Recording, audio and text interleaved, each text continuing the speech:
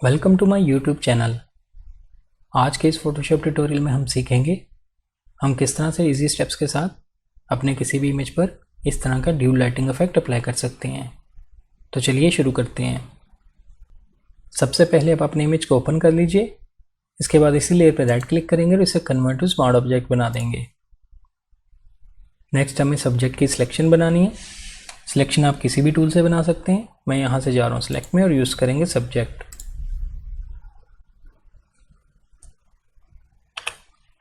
ये देखिए उसने सब्जेक्ट की सिलेक्शन बना दी है, लेकिन ये देखिए बाजू के दरमियान जो एरिया है, इस एरिया को हमें यहाँ से माइनस करना है, यानी सिलेक्शन को सब्ट्रैक्ट करेंगे। इसके लिए क्विक सिलेक्शन टूल सेलेक्ट कीजिएगा और अपने कीबोर्ड से ऑल्ट प्रेस करते हुए अपने कर्सर को माइनस में ले आइएगा। आप यहाँ से इस वाले आइकन को भी एक्टिव कर सकते हैं और ऑल्ट प्रेस करते हुए यूँ ड्रैग करेंगे और इन एरियाज़ को सिलेक्ट करेंगे। ये देखिए वो यहाँ से सिलेक्शन ठीक से नहीं कर रहा, क्योंकि सब्जेक्ट की जो टी शर्ट का कलर है वो ब्लैक है और जो बैकग्राउंड कलर है वो भी ब्लैक है, इसलिए वो इसको अच्छे से मैनेज नहीं कर पा रहा। इस सिलेक्शन को बेहतर तरीके से करने के लिए मैं कंट्रोल डी प्रेस करता हूँ, इसको डी सेलेक्ट करेंगे, कंट्रोल 0 प्रेस करते हैं, फिट टू स्क्रीन देखेंगे। अब हम बेहतर तरीके से सिलेक्शन बनाने के लिए अपने कीबोर्ड से कंट्रोल जे प्रेस करते हुए इसी लेयर की एक और कॉपी बना लेंगे। अब आप अपने कीबोर्ड से कंट्रोल एल प्रेस कीजिएगा और लेवल की विंडो को ओपन कर लीजिएगा और इस स्लाइडर को यूँ ड्रैग करते हुए ऑलमोस्ट यहाँ रखेंगे, राइट कीजिएगा और ओके पे क्लिक कर देंगे। फिर से जाएंगे सेलेक्ट में और फिर से यूज़ करेंगे सब्जेक्ट। ये देखिए सब्जेक्ट की उसने फिर से सिलेक्शन बना दी है। अब हम फिर से क्विक सिलेक्शन टूल सेलेक्ट करते हैं और ऑल्ट प्रेस करते हुए यहाँ पे ये देखिए आसानी से उसने यहाँ से सब्ट्रैक्ट कर दिए और जिन एरिया से सिलेक्शन बेहतर करने वाली है वो भी आप देख लीजिएगा। इस एरिया से भी करेंगे। फिर से मैं ऑल्ट प्रेस करता हूँ और ये देखिए यहाँ से भी उसने सिलेक्शन बना दी है। यहाँ से भी ये देखिए सिलेक्शन थोड़ी ठीक होने वाली है। मैं यहाँ से भी ड्रैग करूँगा और सिलेक्शन बनाएंगे। यूँ सिलेक्शन बनाने के बाद इस वाली लेयर को हम ड्रैग करते हुए डिलीट कर देंगे। हमें इसकी अब ज़रूरत नहीं है। इसको यूँ मैं ड्रैग करूँगा और यहाँ से डिलीट कर देंगे। कंट्रोल 0 प्रेस करते हैं, फिर टू स्क्रीन देखेंगे। अब आप अपने कीबोर्ड से कंट्रोल जे प्रेस कीजिएगा और इसकी एक कॉपी बना लीजिएगा। नीचे वाली लेयर को मैं हाइड करके दिखाता हूँ। ये देखिए हमारा जो बैकग्राउंड है वो अच्छे से रिमूव हो चुका है। नेक्स्ट हम इस बैकग्राउंड वाली लेयर को सिलेक्ट करेंगे। यहाँ से जाएंगे एडजस्टमेंट लेयर में और यूज़ करेंगे सॉलिड कलर। यहाँ हमें बैकग्राउंड कलर यूज़ करना है। आप जो भी कलर यूज़ करना चाहते हैं कर लीजिएगा। मैं यहाँ पर ब्लैक ही यूज़ करता हूँ और ओके पे क्लिक कर देंगे। टॉप वाली लेयर को फिर से सिलेक्ट करेंगे, फिर से जाएंगे एडजस्टमेंट लेयर में और फिर से यूज़ करेंगे सॉलिड कलर। यहाँ आने के बाद आप जो भी कलर यूज़ करना चाहते हैं कर लीजिएगा। मैं इस बार यहाँ से ये वाला कलर सेलेक्ट करूँगा। आप अपनी मर्ज़ी के मुताबिक जो भी कलर यूज़ करना चाहते हैं कर लीजिएगा और ओके पे क्लिक कर देंगे। हमें इसका ब्लेंडिंग मोड चेंज करना है। यहाँ से नॉर्मल पे क्लिक करेंगे और यूज़ करेंगे कलर। इसके बाद इस लेयर को हमें इस नीचे वाली लेयर के अंदर क्लिपिंग मास्क करना है। आप इस पर राइट क्लिक कीजिएगा और यहाँ से क्रिएट क्लिपिंग मास्क पे क्लिक कर दीजिएगा।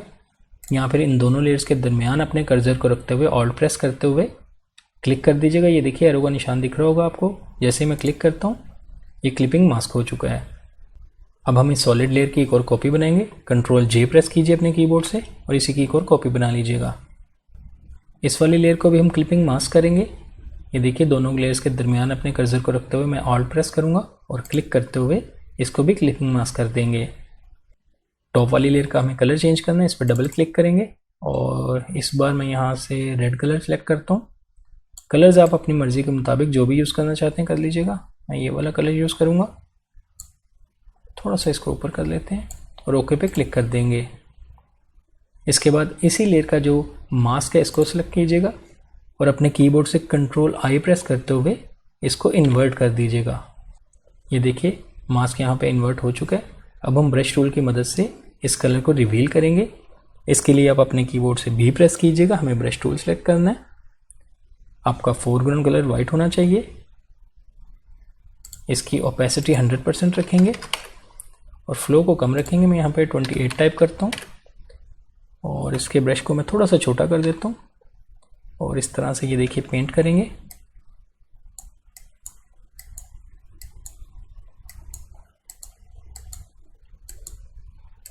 तरह से आप अपनी मर्ज़ी के मुताबिक जहाँ जहाँ पेंट करना चाहते हैं कर लीजिएगा।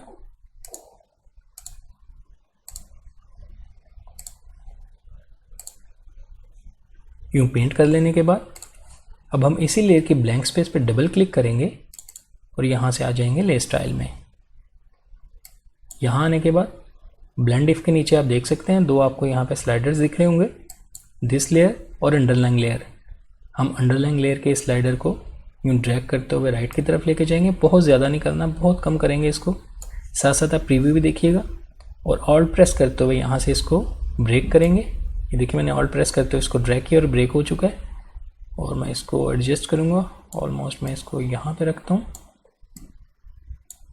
आप अपनी मर्ज़ी के मुताबिक, अपने इमेज के मुताबिक इसको एडजस्ट कर सकते हैं।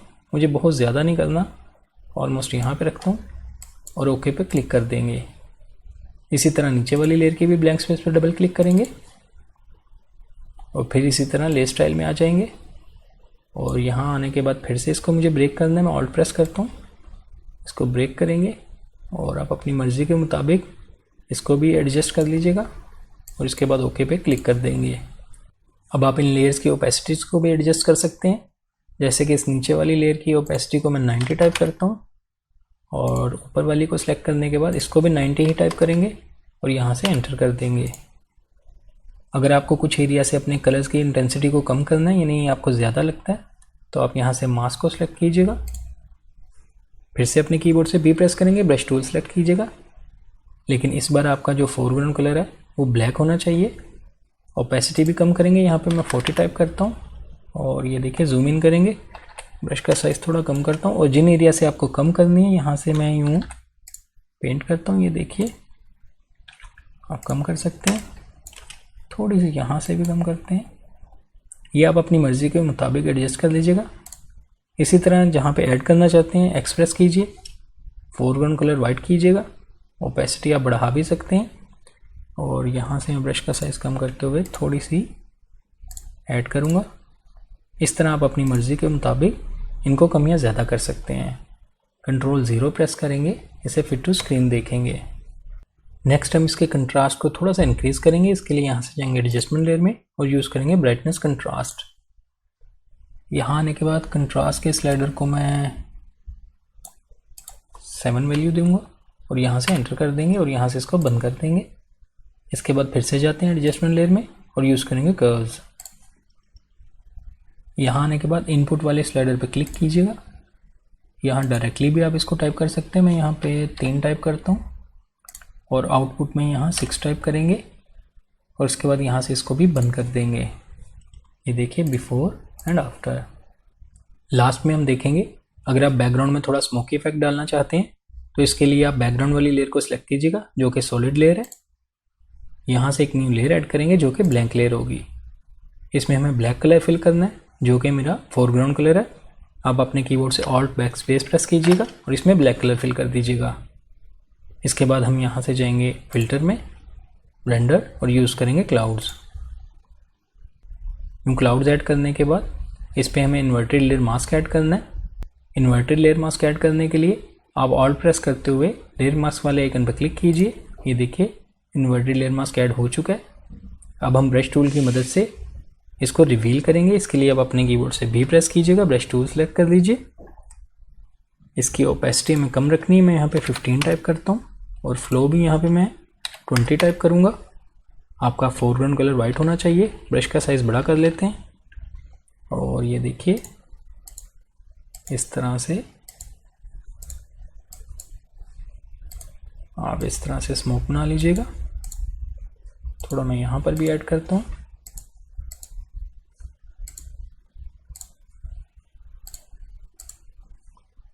इस तरह आप अपनी मर्ज़ी के मुताबिक इसकी ओपेसिटी और फ्लो को कम या ज़्यादा करते हुए स्मोक बना सकते हैं।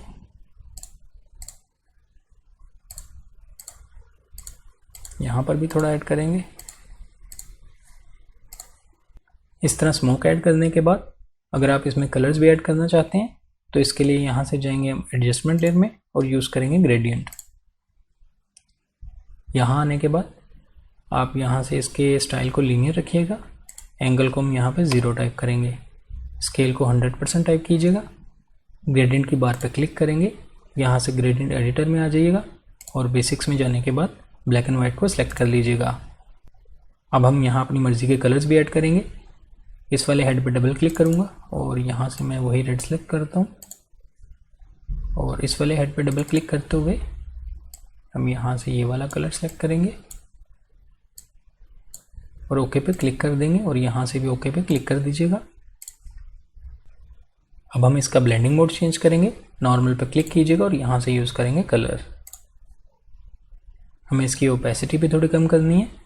आप इस नीचे क्लाउड वाली लेयर को सिलेक्ट कीजिएगा और इसकी ओपेसिटी अपनी मर्ज़ी के मुताबिक कम या ज़्यादा कर सकते हैं। ये देखिए मैं इसकी ओपेसिटी को 65 टाइप करता हूँ और यहाँ से एंटर कर देंगे। ये वैल्यूज़ देने के बाद अब आप देख सकते हैं हमारा ड्यू लाइटिंग इफेक्ट क्रिएट हो चुका है। ये देखिए